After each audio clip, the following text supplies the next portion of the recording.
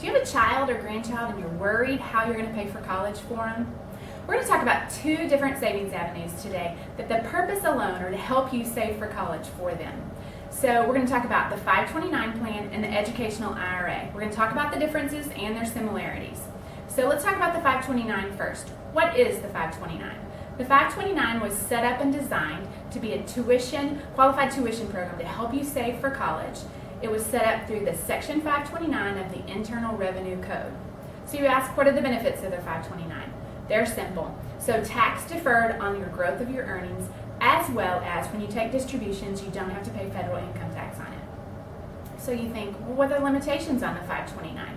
There are some limitations, but not a lot. So the limitations on them are it has to be used for higher education. So how does it work? Very simply, a person opens an account known as an account holder. They pick a beneficiary. So who do you plan on using this money for to pay for their college? And then you pick your investment options. Whether those investments or options are in the stock market, or you're using certificates or savings avenues that are a little safer. That's how you would pick it. Then you ask, how and what specifically do these funds have to go towards? So on a 529, they have to specifically go to higher education. What is higher education and approved? That would be your tuition, books, fees, room and board, laptop, those types of things.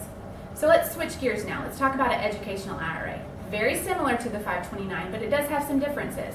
So it too is a qualified tuition program designed to help you save for college. What are its benefits?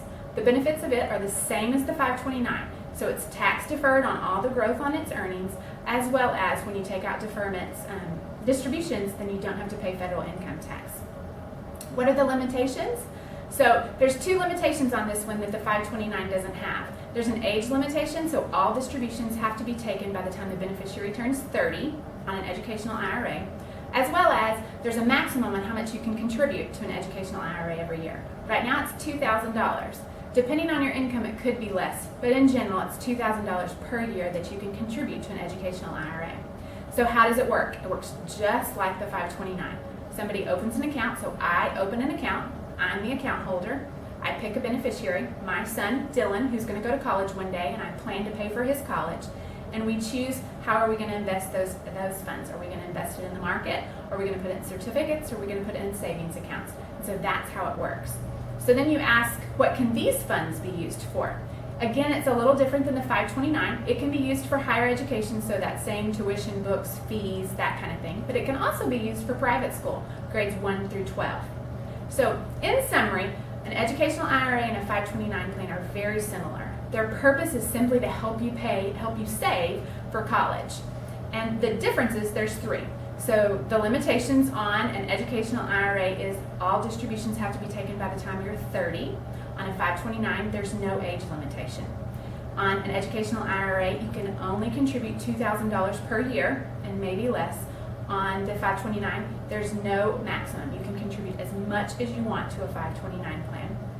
And the third difference is where you can use the money.